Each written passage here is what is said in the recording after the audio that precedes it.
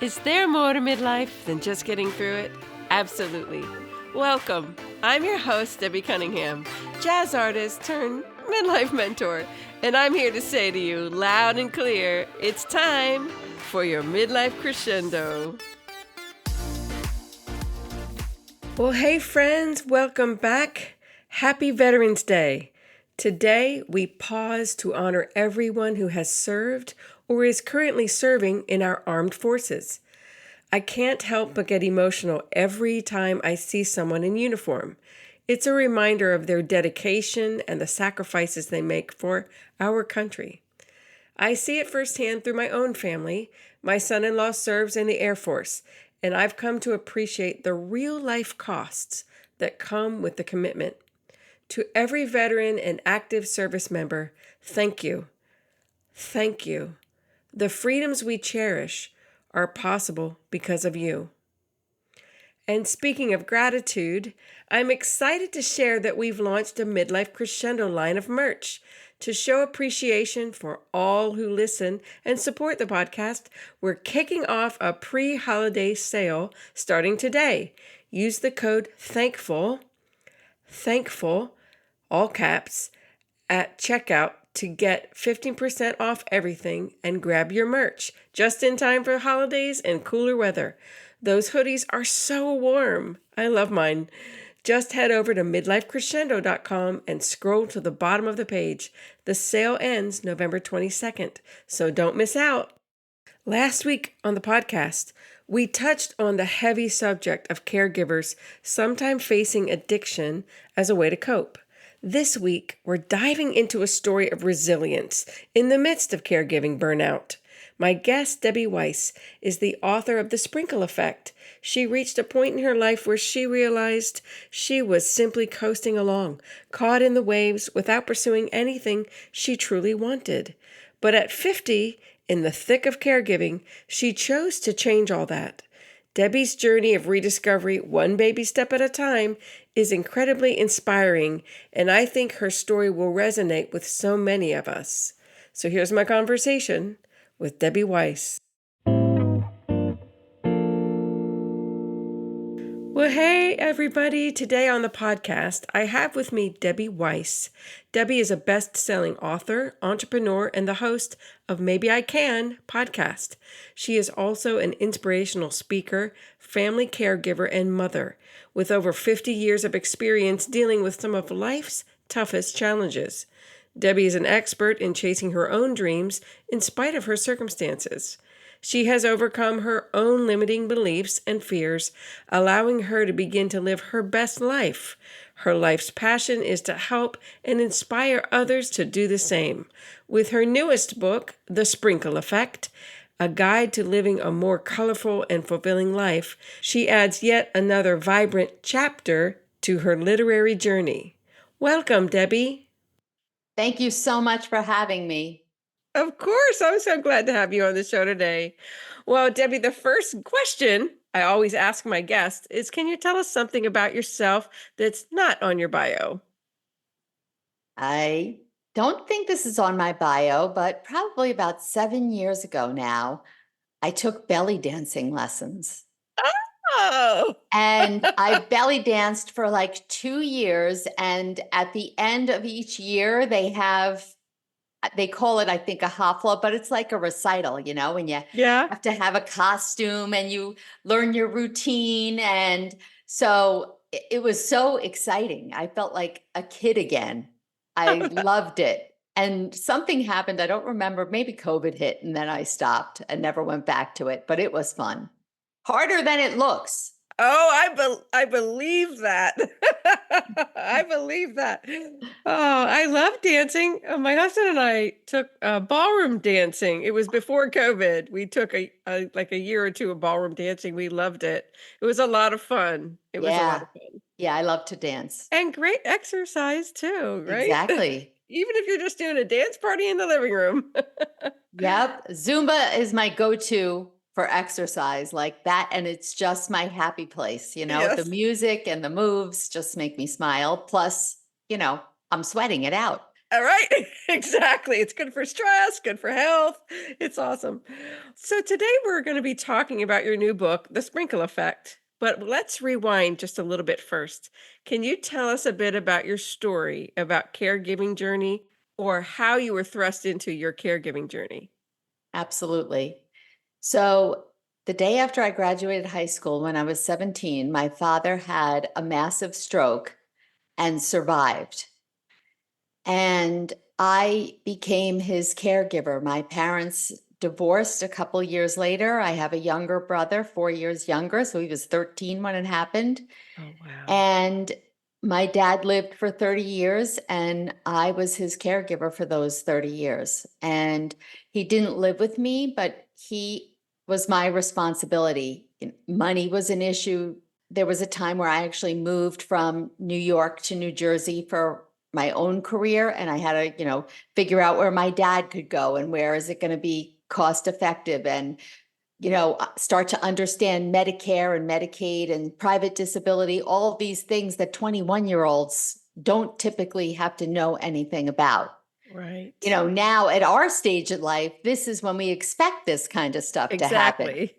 but not back then. And when I had my oldest son, when he was 2, he was diagnosed on the autism spectrum.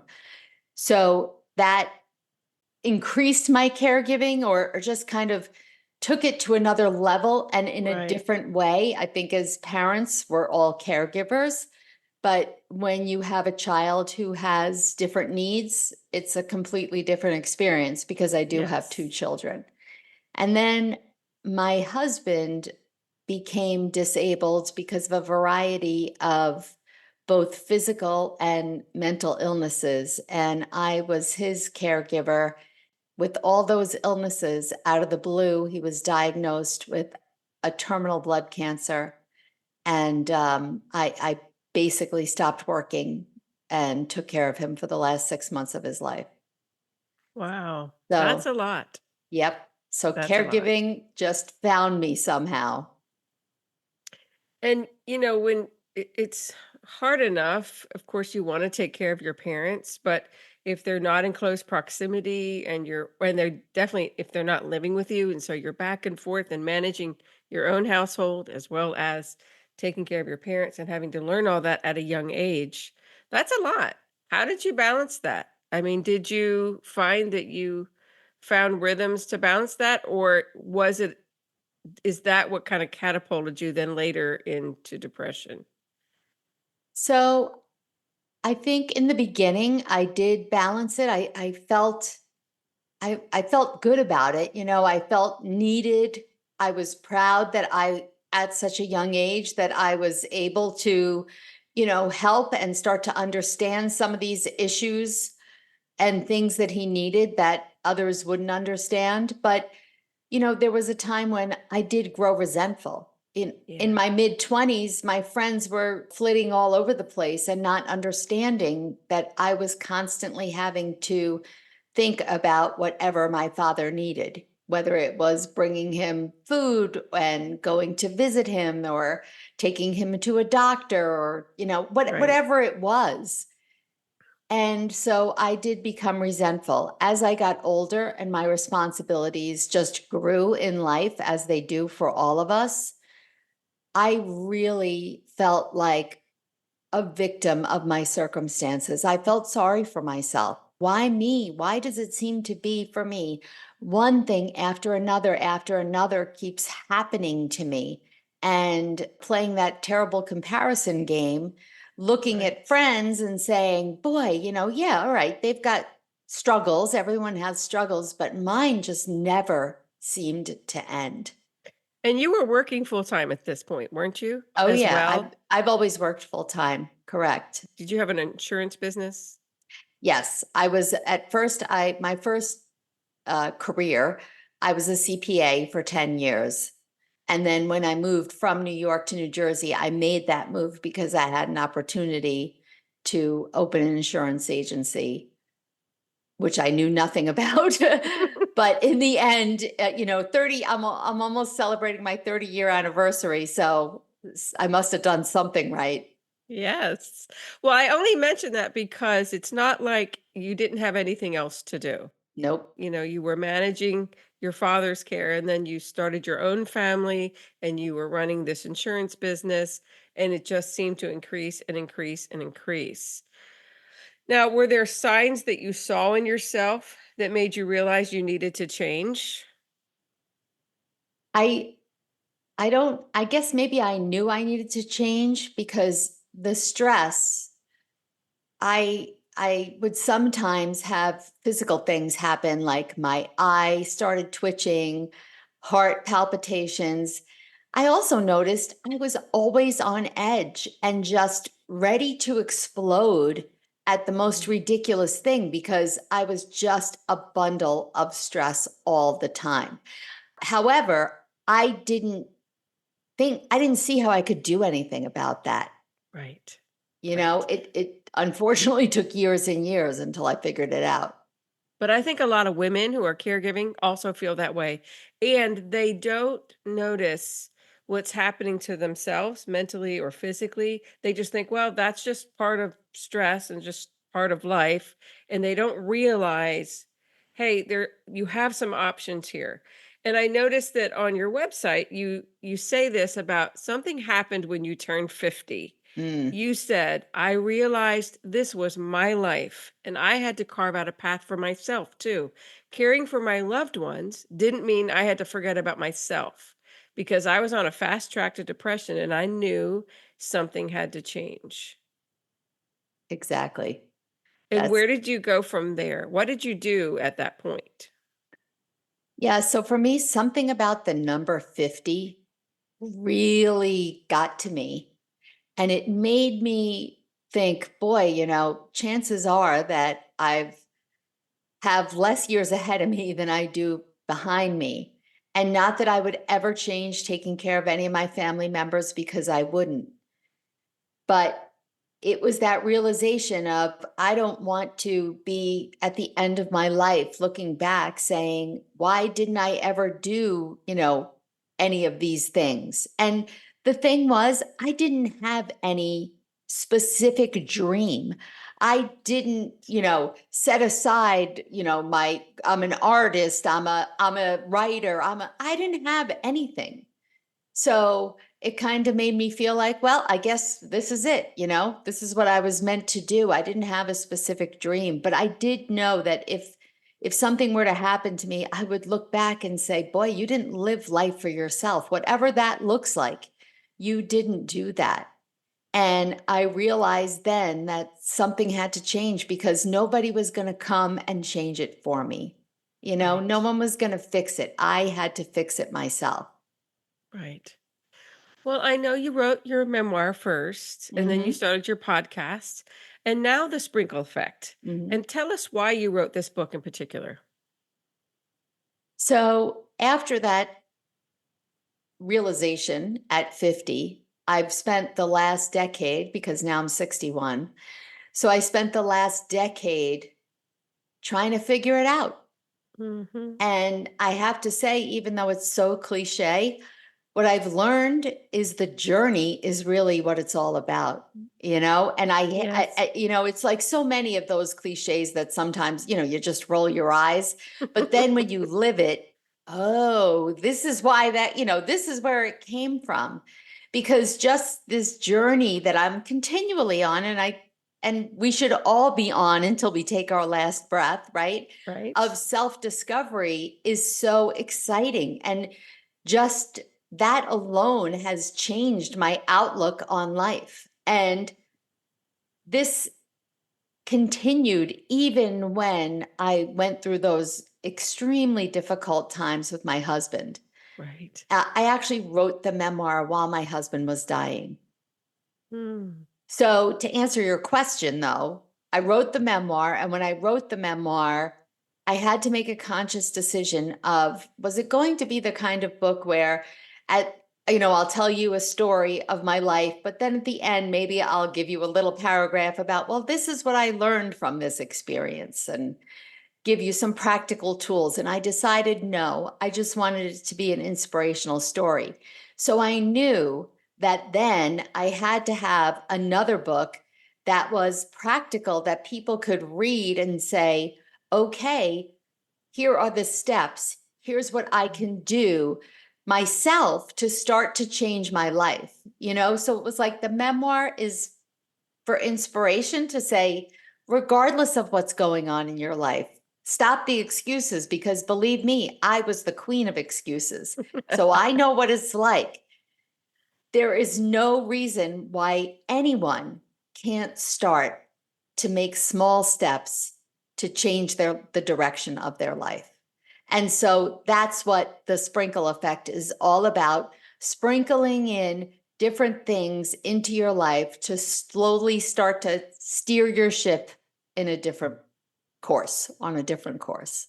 Do you want to tell us a few things about the sprinkle effect? Tell us some of the steps that you have in there. You can talk about the chapters Yep. that get people back on course. Absolutely. So, I should double check. I think it's 15. I have 15 different sprinkles in there. A sprinkle of mindset, of action, discipline, curiosity, joy, dreams, those kinds of things.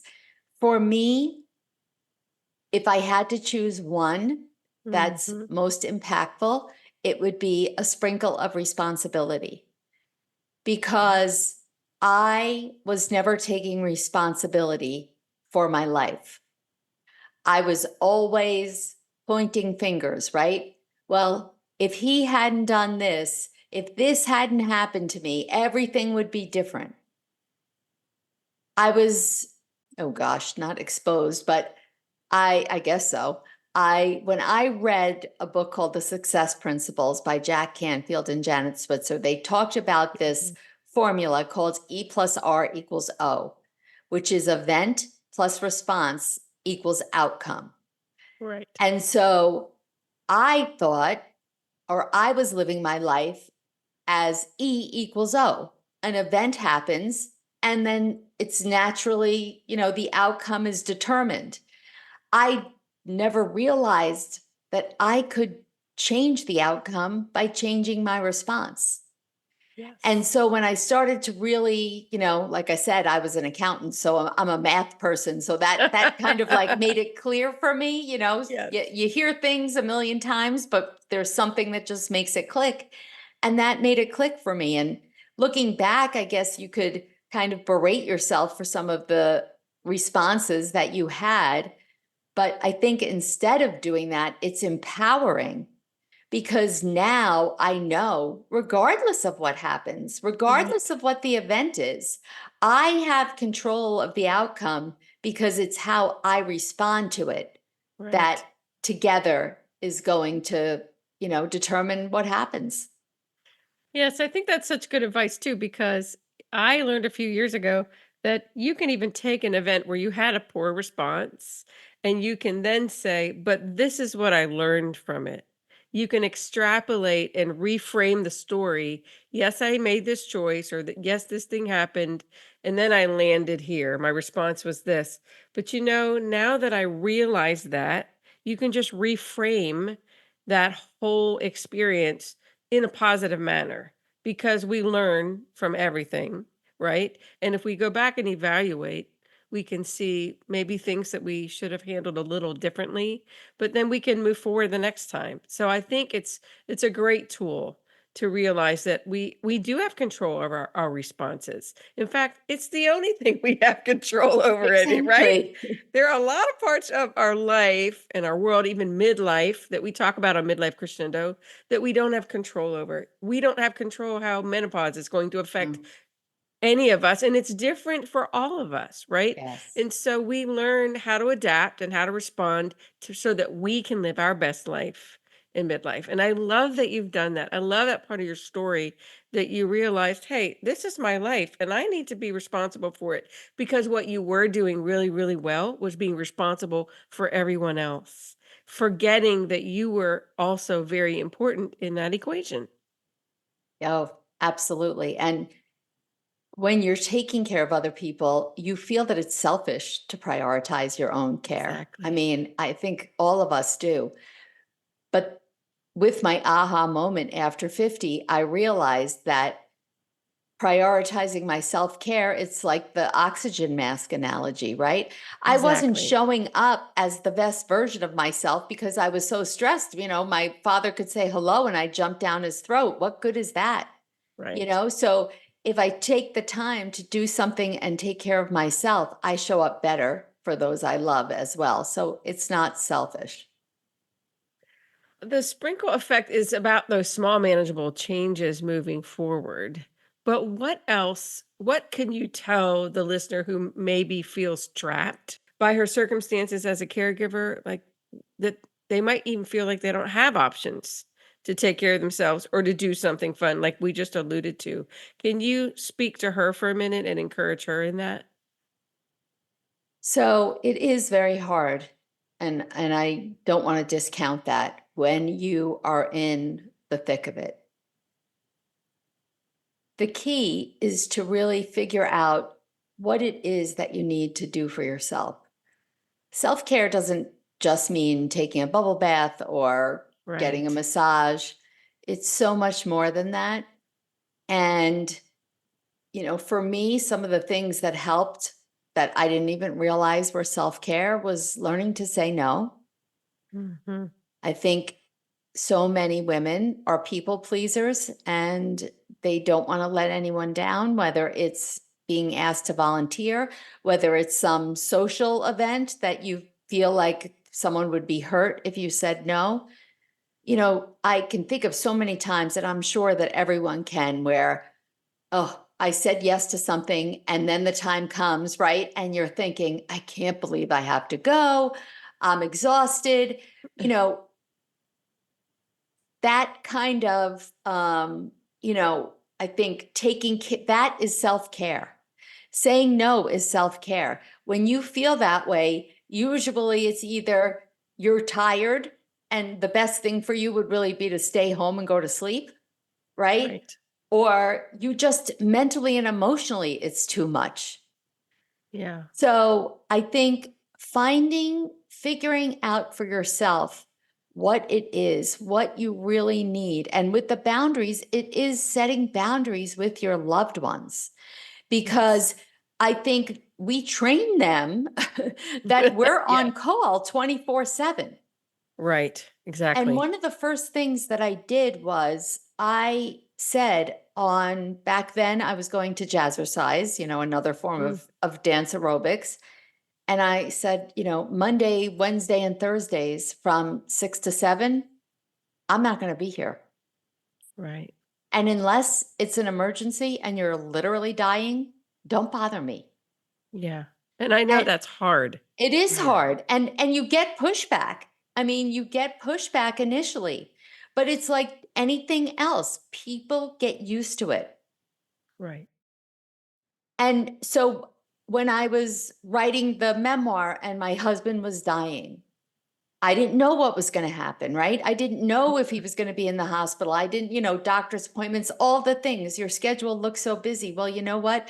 I decided I am going to schedule in an hour every day that I'm going to devote to writing. And it doesn't have to be an hour. And obviously, it doesn't have to be writing, whatever that is. And Right. whether it was I got up an hour early and did it before he woke up, or in the afternoon, I also would do kind of the same thing as I did with the jazzercise. I'm going upstairs for an hour. Unless it's an emergency, don't bother me. Right. When he was in the hospital, I brought my computer with me. It looked like I was, setting up shop in his hospital room. People are like, I came with my drinks and my computer and my all the stuff. But that wouldn't happen because how much easier would it have been to say, "Oh my gosh, this is ridiculous. I can't do this now." Right. Exactly. But you have to make it happen. And honestly, just figuring out one little thing and like you said before, Deb, it might not work. Maybe that's not the thing. Maybe you learn, okay, no, that's not what I'm interested in. Or that wasn't refreshing. You have to experiment. You do. You have to experiment and figure out what helps you to feel refreshed in this season. It's really, really important. And most women become caregivers at some point in their life. And so that's why I think this conversation is so valuable and that we have to learn to have those. I love the way you did your book as the sprinkle effect because it's these small steps to take to manage what you need as you're going through this process and also to change your life and your trajectory. I just did another episode on caregiving with a friend of mine who's an addiction counselor, recovery counselor for caregivers specifically too, because Wow. he became an addict when he had long-term care with his wife. And he was even warned about it. And he even said, I thought that was crazy. But he ended up falling into addiction because he didn't get the self-care he needed as he was going through the process. So I think as women, we really need to learn how to evaluate what do I need in this season? What is going to help me manage my stress load and keep myself level-headed as I continue to care for my loved ones, but then also care for myself because otherwise we become a spectator of our own life. Mm, I like that. Yeah. That it's very, very true. Yeah. And that's such an interesting niche and completely makes sense. I mean, it's so often that the caregiver is the one who actually gets sick instead of Yes. the loved one. Yes, and I've heard that too recently, that caregivers often spiral into sickness because they're not taking care of themselves at all, and sometimes they even have heart attacks and die That's because they're right. not taking care of themselves. So it's really, really important that we take these steps to take care of ourselves. What is the one thing you want readers to take away from the sprinkle effect? That they have the power to change their lives. I That's mean, good. that's my overall message. That's my overall, that was my aha moment. And Mhm. when I realized that I had lived over 50 years and thought that I had no control over the direction of my life, I really didn't. It was just kind of like, you're riding a wave and whatever happens, happens. And you just take it as it comes. And yeah, sure, we make decisions, where we live, what we do, who we marry, like, all of those things. But other than those kind of things, I just, was riding it out. And when I realized, oh, no, that doesn't have to be the way, I Yeah, thought, well, there must be other women who are thinking what I was thinking. right. And I want them to know that it's never too late. And regardless of whatever your circumstances, no matter how difficult, you can always do something to start to improve your life. That's really good. Any last words that you have, you're welcome to share, and then please tell us about where the audience can find you online and also find your books. Okay, well, I appreciate that. Well, I'll leave you with a quote that I think everybody knows, and I knew as well. And it was one of those things that one day I read it and thought, oh, now I get it. And it's from The Wizard of Oz, from Glinda the Good Witch, who said, "You've always had the power, my dear. You just had to learn it for yourself." That's good. And That's I very thought good. it just meant, hey, Dorothy, click your heels. You could have just clicked your heels and gone home the whole time. But boy, it's so much more than that. It's that each of us does have the power, but we just have to figure that out. Exactly. Yep.